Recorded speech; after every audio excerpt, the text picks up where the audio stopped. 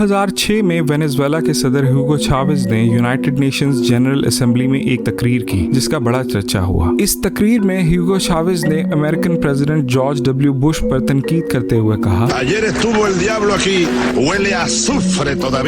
यानी कल एक शैतान आया था और यहाँ अभी तक सल्फर की बू आ रही है। आप सोच रहे होंगे इस तकरीर का प्याज के कटते वक्त हमारे आंसू निकलने से क्या ताल्लुक। रुको जरा, सबर करो। किचन में आने से पहले प्याज बड़ी खुशी खुशी सूरज से अपनी खुराक बना रहा होता है और जमीन से मिनरल्स जज्ब कर रहा होता है। प्याज सल्फर जज्ब करने में बड़ी महारत रखता है जिसको ये अमाइनो एसिड्स में इस्तेमाल करता है। अमाइनो एसिड्स को समझना हो तो यूं समझ लीजिए कि ये लेगो ब्लॉक्स हैं जिससे जानदार चीजें मुख्तलिफ किस्म की प्रोटीन्स बनाती हैं। बहरहाल जब आप प्याज पर छुरी चलाते हैं तो ये तह दर तह कट जाता है। जब प्याज कट रहा होता है तो जाहिरी बात है इसके सेल्स भी कटकर खुल जाते हैं और उनमें मौजूद लिक्विड बाहर आ जाता है, यानी अब वो केमिकल्स बाहर आ जाते हैं जो इससे पहले आपस में नहीं मिले थे। मसलन एक एंजाइम या एक चीज सिंथेज निकलती है। ये सिंथेज प्याज के सल्फॉक्साइड्स नामी अमाइनो एसिड से मिलकर सल्फेनिक एसिड बनाता है। सल्फेनिक एसिड अनस्टेबल होता है और ये फौरन ही एक केमिकल सिन प्रोपेनेथिल एस ऑक्साइड में बदल जाता है। यही सारे फसाद की जड़ है। इस केमिकल के बुखारात यानी वेपर्स उड़ते हैं और जब ये हमारी आंखों को छूते हैं तो हमारे दिमाग को एक सिग्नल जाता है कि बचाओ बचाओ, आंखों को बचाओ। दिमाग आंखों को नुकसान से बचाने के लिए आंखों में मौजूद लैक्रिमल ग्लैंड्स यानी आंसू पैदा करने वाली मशीनों को हुक्म देता है